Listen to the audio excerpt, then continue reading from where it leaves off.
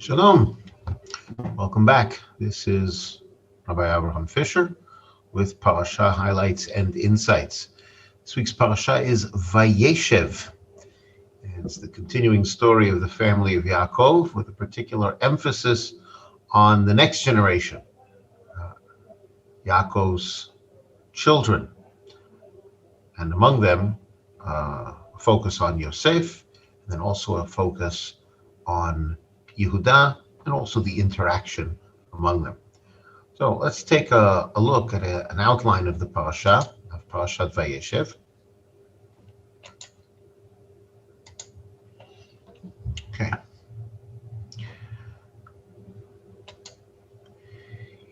Yaakov has come to a time in his life when, at least it seems, the major conflicts of his life are behind him. He is no longer engaged in a struggle with Esav. He is no longer engaged in a struggle with Lavan. He has a family. He's raising children, and he has returned to the land of Israel, to the land of Canaan. And he tries to settle in, and that's the name of this parasha, Vayeshev, and he settled. He wanted to settle in this last part of his life, this last time of his life, in the land of Canaan, specifically in the city of Hebron, and spend his final years developing his family, developing his relationship with Hashem. But a new trouble arises in the life of Yaakov, as we will see. Yaakov settles in Canaan, and there is strife between the brothers, specifically between Yosef and the other brothers. The Torah says that Yosef would report on his brothers. If he saw something that, in his estimation, was inappropriate, he would report on what they were doing. It also seems that he spent most of his time with the children of Bilhah and the children of Zilpah, Dan, Naphtali, Gad, and Asher. And the relationship with his other brothers, especially the children of Leah, seemed to be very tense. Nevertheless, Yaakov loves Yosef more than all of the others. He is called the Ben Zakunim, the child of his old age. He's not the youngest. Binyamin is the youngest, but he's certainly one that Yaakov has a particular affection for. Let's not forget, Yosef is the first child of Rachel. Rachel is the woman that Yaakov wanted to marry in the first place. And Rachel is no longer alive, having died in childbirth, giving birth to Binyamin. So in addition, Yosef is really the one who reminds him the most of his beloved Rachel. And as a sign of his special affection for him, Yaakov gives Yosef a special garment, a special tunic, ketonet pasim, could be translated as multicolored or striped, but it seems to be a garment that designates his special status among all of the brothers. Maybe it means that he is going to be the child who will take care of him in his old age. Maybe it means that this will be the child who will lead the rest of the family, but it is special treatment.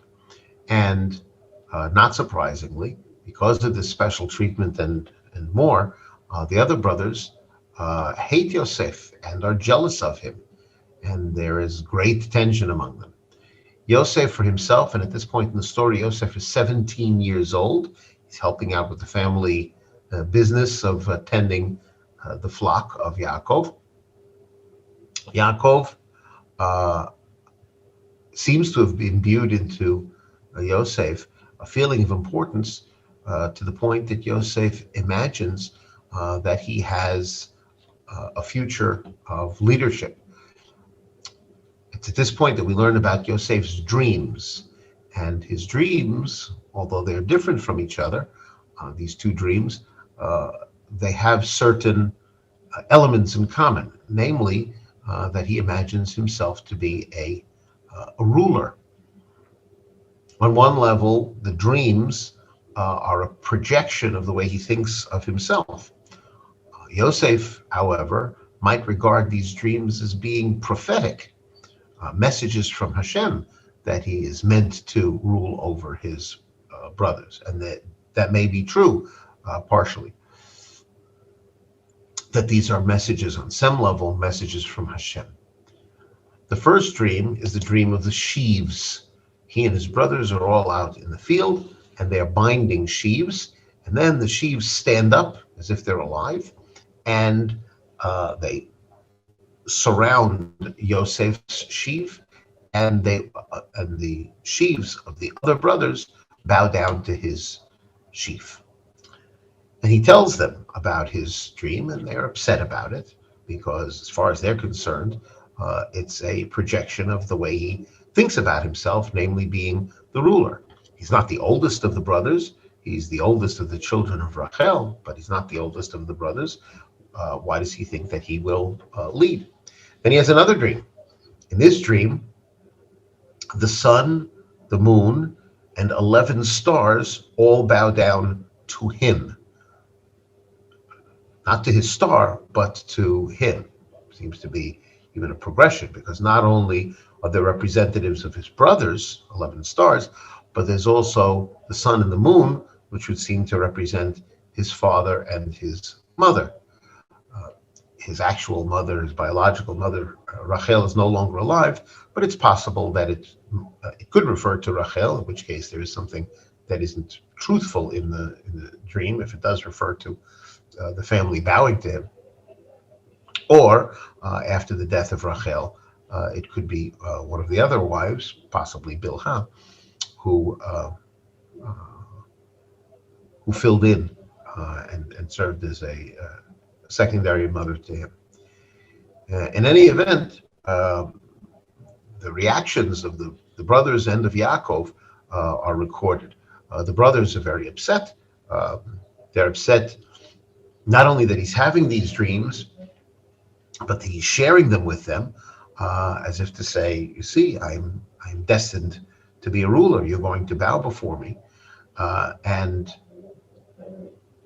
the father, Yaakov, also has a reaction. He also calls attention to the fact that there may be some elements of these dreams that are inaccurate, such as the moon, his mother, bowing down before him. So the brothers continue to have their animosity towards Yosef, and Yaakov just watches to see if perhaps what is going to become of these dreams.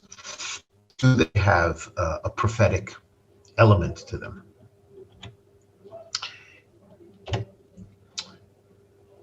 The brothers helped to tend Yaakov's flock, and on one particular occasion, the brothers are some distance away. They're in Shechem, taking care of the flock, and Yosef is with Yaakov, and Yaakov wants a report of how things are going. How do the brothers fare? How did the flock fare?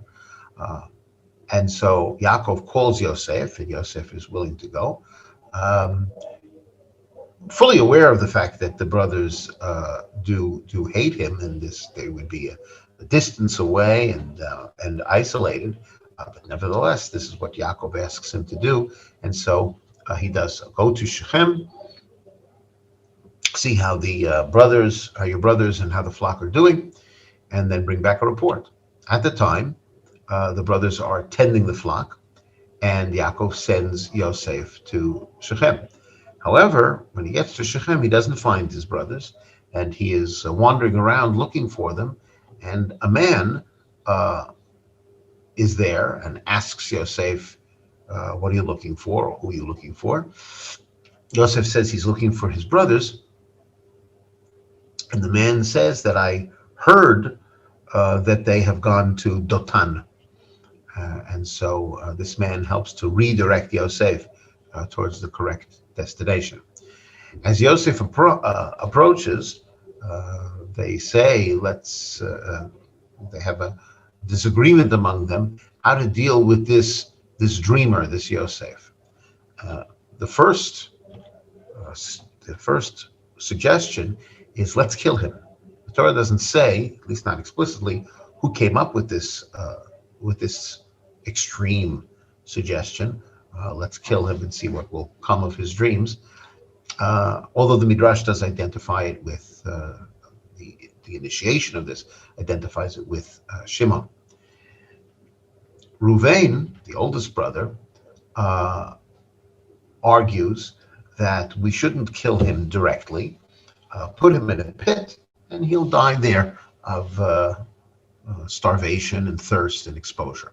But the Torah attests to the fact that in reality, Ruvain's plan was to come back for Yosef and to save him. Ruvain intended to save him, but if he would be in the pit, then Ruvain would be able to get him later on.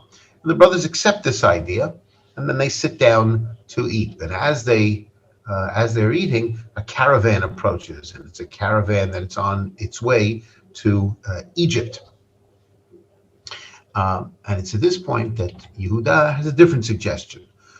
Instead of just leaving him there to die, let's sell him as a slave. And the brothers accept this idea that rather than just letting him die, let's sell him as a slave. The Torah does not attest to the fact that Yehuda had any secret plans, although selling him as a slave means that he will be slightly better off than dead, although the life expectancy of a slave in Egypt was not very long. And so Yosef is sold. There's some ambiguity in the verses as to whether it's the brothers who take him out and sell him, whether someone else steals him out of the pit and sells him, and it just looks to Yosef as though his brothers had sold him. But as we read the text, it's certainly possible that the brothers were involved in the sale, and they certainly wanted to sell him. Ruvain apparently wasn't present at the time of the sale. And so when Ruvain returns and discovers that Yosef is no longer in the pit, he lets out a cry and says, what am I going to do? How can I face father at this point? And the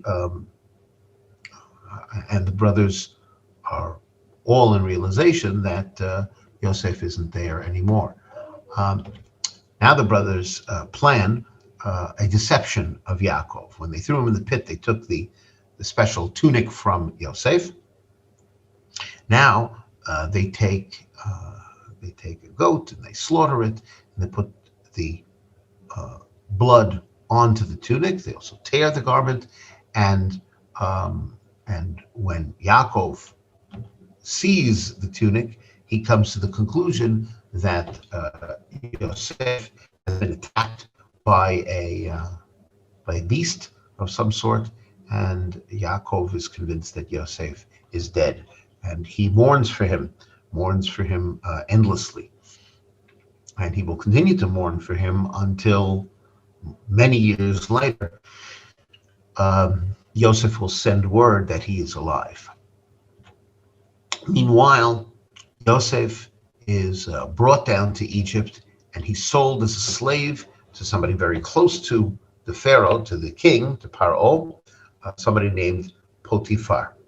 It's at this point that the Torah breaks off the story about Yosef and interposes a completely different narrative, at least part of which must have happened at the same time or as what we're describing here. And that's the story of Yehuda and Tamar.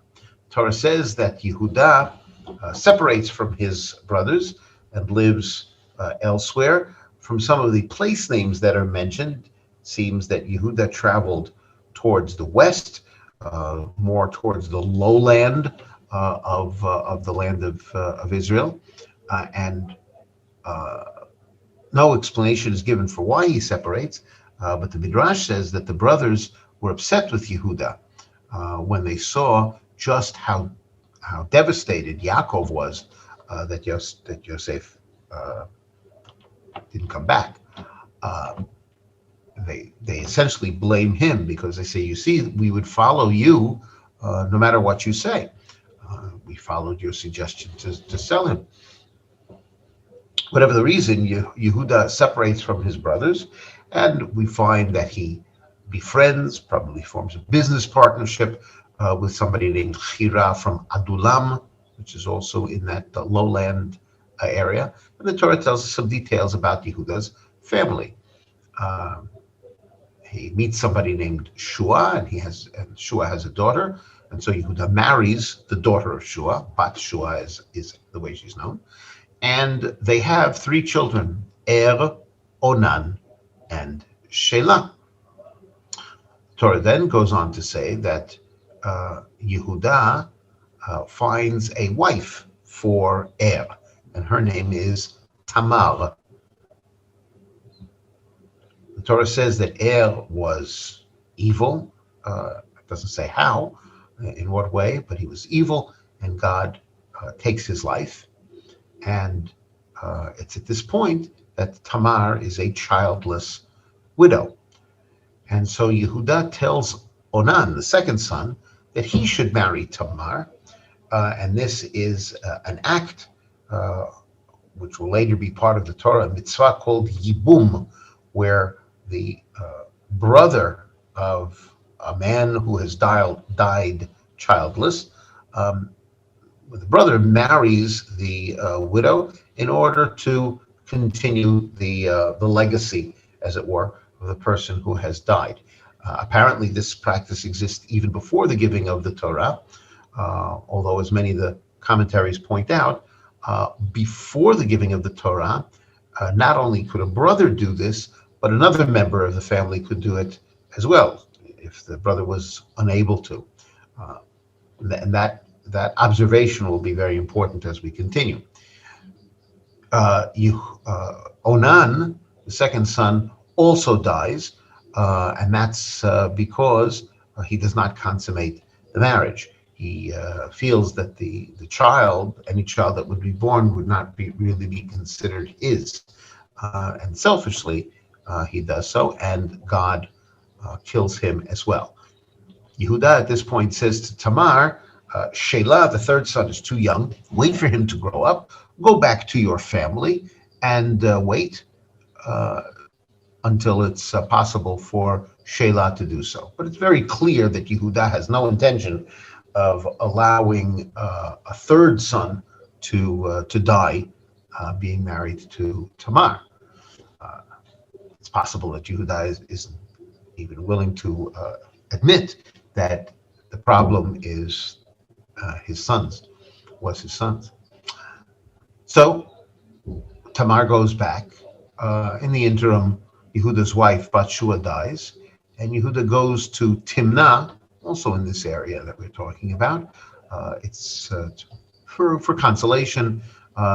Also, it's the time of shearing his sheep, and because Yehuda is away from his usual place, Tamar takes action. It's very clear that Yehuda has no intention of having Shelah marry her, but as I said, it is possible for Yehuda to marry her. He also can, before Matan Torah, can do the mitzvah of Yibum, or continue this practice of Yibum, and he's not married currently. And so Tamar goes to the area where Yehuda is. She disguises herself so that Yehuda will think that she's a prostitute. And Yehuda goes to her, even states a fee that he's going to pay her. And she takes collateral for this fee that he's going to pay her. And she becomes pregnant by Yehuda. When it becomes clear that Tamar is pregnant, when she was supposed to have waited for one of the members of the family, either Shelah or Yehuda himself, to perform the marriage of Yibum, Yehuda decrees that Yehuda must have committed a form of adultery because she was promised, she was connected, and therefore she has to be punished, and she's to be punished by execution. And Tamar takes out the collateral that Yehuda had given, three personal items, although they don't have his name on them, but she says, before she's led to execution, that the owner of these three items is the one by whom I am pregnant. Yehuda at this point admits that they are his. This means that she has not committed adultery because she's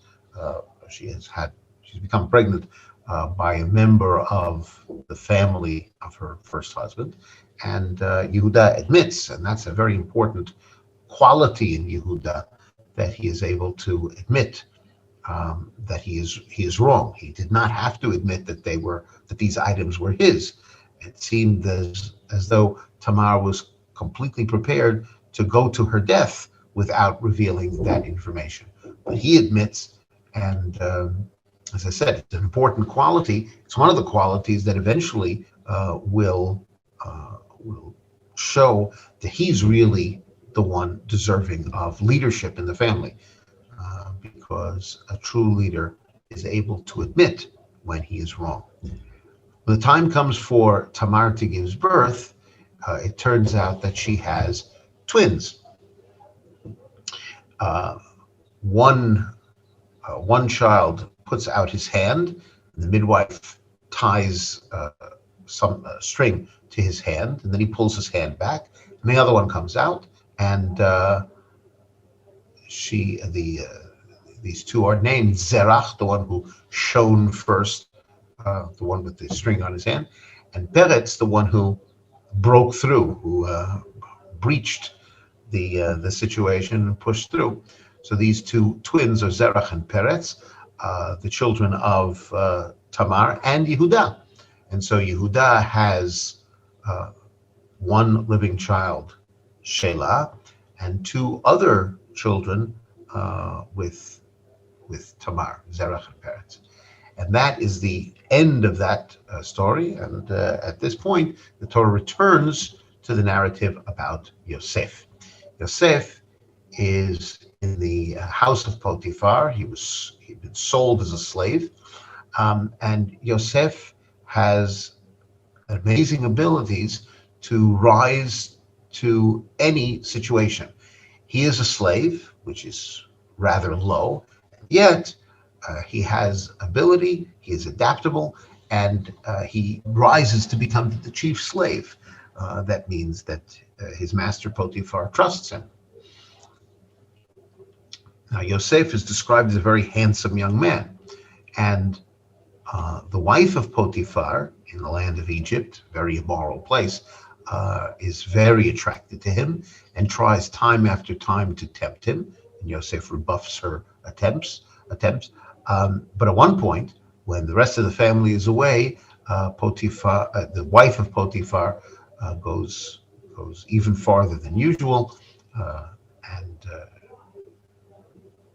she grabs his clothing, and he has to wriggle out of his clothes and leave them there while he runs away. It's at this point that Potiphar's wife turns on him and very loudly accuses him for everyone to hear that Yosef tried to abuse her. And it's a very unlikely story. Potiphar himself probably doesn't believe it, but he can't ignore it entirely. And so his solution is not to have Yosef executed, but to have him imprisoned. Maybe after time, some way could be found to release him. So Yosef is at this point in prison, which arguably is even a lower situation than being a slave. But Yosef, being adaptable, being very capable, even rises to the top in the prison. he takes on more and more responsibilities until he becomes the assistant to the chief jailer in the prison. And this is an important prison. This is a prison where those who have offended the king are imprisoned, which makes sense because Yosef was a slave to Potiphar, and Potiphar was an important official to the king. So that's why he's placed in this prison. And within this prison, he rises to a position of great importance. Two of the king's chief servants commit offenses and are put in prison. One is the chief wine steward. He was the Sav Hamashkim, the one who serves the king his wine. And the other is the chief baker, the one who provides the king with bread and other baked goods. And each one of them does something that offends the king, and they are imprisoned to await the king's decision as to what is to be done with them. And on one particular occasion, Yosef notices that these two men are very sad, and he asks them why. And they explain that we've had dreams, and we have no one to help interpret them. These dreams trouble us. And so Yosef says, well, God is really the interpreter of dreams. Tell me, and maybe with God's help, I will be able to interpret your dreams. And so the wine steward tells a dream about standing in front of clusters of grapes, 3 clusters of grapes, and he squeezes them into the cup, and then they become wine, which he serves to the king. And the Yosef interprets the dreams. He said that this means that the wine steward will be reinstated. He will once again serve wine to the king, and the 3 refers to 3 days. In 3 days this will happen. And Yosef goes on to say that when you come out and you once again are able to talk to the king, please remember me because I'm here unjustly. And maybe thanks to you, I can obtain my release. It's at this point that the baker, the chief baker, tells his dream.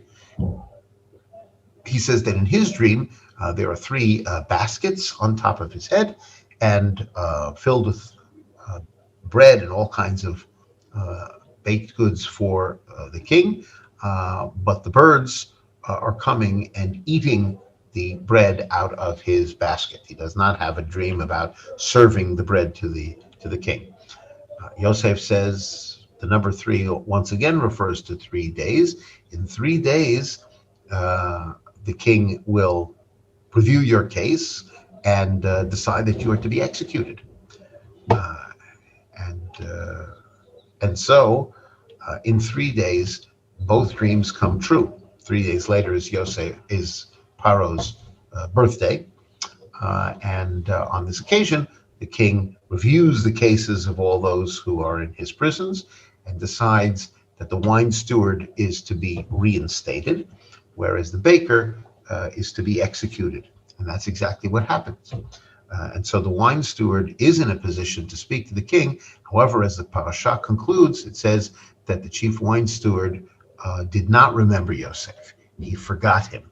And therefore, Yosef will remain in prison. As for a special insight into the Parsha, I thought we'd go back to the beginning of the Parsha, which describes the animosity between of the brothers towards Yosef. First of all, the Torah says, V'Yisrael, that's Yaakov, also known as Israel, Ahav et Yosef mikol banav. He loved Yosef out of all of his sons. He loved Yosef the most. Ki ben zakunim hulo, because he was a child of his old age. That's the way he regarded Yosef. He had a special affection for him. Ve'asalo ketonat pasim, and he made for him This translation says an ornamented tunic. Tunic is a tunic, and pasim, as I said, means it's ornamented or colored, but it's something that shows that he is special. Vayiru Echav, and his brothers saw he oto ahav avihem mikol echav, that it is him that their father loved out of all of his brothers. Vayisneu oto, and they hated him. Velo yachalu dabero l'shalom. And it's those last few words that I want to talk about in particular. Standard translation, velo yachalu, they were not able, dabero, to speak to him, l'shalom, for peace. They couldn't speak peacefully to him. They couldn't speak amicably to him. Their translation, they could not speak a friendly word to him. Yeah. Rashi has a few comments on this. V'lo yachlu dabero l'shalom. So first of all, you can't deny the fact that they are being off. They are aloof from Yosef. They aren't friendly to him. They aren't acting in a brotherly fashion. So they were not able to speak peaceably to him. But as Rashi points out, there is something positive to say about the brothers. Mitoch genutam lamadnu shivcham. From what is stated to their discredit, we may infer something to their credit, namely, shelo dibru achat bapeh v'achat balev. They did not speak one thing with their mouth and another thing in their heart. In other words, they were not hypocritical. If they really did hate him, if they really felt badly towards him, they were angry with him, they were jealous of him, so they were truthful. So they couldn't bring themselves to speak peaceably to him because that would be hypocritical and that would be a lie. So that is something, an element to their credit. Of course, the fact that they hated him is to their discredit, but at least they were not hypocritical. Then Rashi has a comment on the word dabero. Rashi says dabero means ledaber imo, to speak to him. They were not able to speak to him. Why does Rashi feel the need to make this comment? Well, that's because of some grammatical elements that are operating here. The word ledaber, to speak, usually does not take a direct object. You don't say daber and then what? Daber et, speak him. Therefore, this compound dabero seems odd, and therefore Rashi has to say, well, even though it's not typical, we should understand it as to speak to him. A more common word to follow ledaber is a word like im, to speak with him. Ledaber elav, to speak to him. So Rashi says this comment because this is not a usual way for this word to be formulated. So, on the simplest of levels, Rashi explains, the Torah is saying that the brothers were not able to speak to him in a peaceful way because they felt angry and they felt hatred towards him. And that, says Rashi, is partially to their credit, namely that they were not hypocritical. But I want to share with you another way of understanding these last words of the pasuk, v'lo yachalu dabero l'shalom, a comment which is found in the commentary of Rav Avraham ben Harambam. Rav Avraham, the son of the Rambam, was born in the late 12th century and lived into the beginning of the 13th century. And this is a comment that was also picked up by some more modern commentary, like the Shadal of Shmuel David Lutzato, but it has its origins here. He analyzes this word and still says that despite this idea that Rashi has said, still at the end of the day, daber doesn't take a direct object. And therefore, he says there's another way of reading this phrase. Dabero is not uh, is not a regular verb. It's really a noun, speaking. And dabro means his speaking. And lo yachlu doesn't mean they weren't able. It means they couldn't tolerate. And there are times that yachol means to tolerate. And therefore, he explains this phrase as follows. Lo hayu sovlim et hadiburim asher lo. They were not able to tolerate his speaking. Afilu et diburo b'she'elat shalom. Even his speaking, inquiring about peace, inquiring about their welfare. According to this way of looking at it, Yosef tried to be peaceful towards them, tried to be civil. It's entirely possible he could sense that they hated him, and he tried to be peaceful towards him, but they couldn't tolerate it, even when he was just trying to be polite and friendly. Ella, kol pam shehaya shoel b'shlomam. Rather, every time, whenever he would ask about their welfare, lo hayu meshivim lo. They wouldn't respond to him. They couldn't tolerate his speaking for peace. V'rachaka nafsha mimenu. And their soul was distant from him. They were aloof from him. And he says this is very similar to what David says in Tehillim, Ani shalom, I am for peace, v'chi adaber, but when I speak, hema lemilchama, they are for war. So that same kind of feeling, I'm trying to be peaceful, but they want war, that is, says Rav Avraham ben Harambam, a similar feeling that is going on here. But they hated Yosef, and they couldn't even tolerate when Yosef tried to speak for peace with them. This is a family with a great deal of tension and problem, and we see what happens. The result is they speak about wanting to kill him, and in the end they sell him as a slave, which is virtually a death sentence in and of itself. Were it not for the fact that Hashem is taking care of Yosef, and Yosef has abilities to rise above his situation. But it's going to be a while before Yosef and his brothers will be reconciled with each other.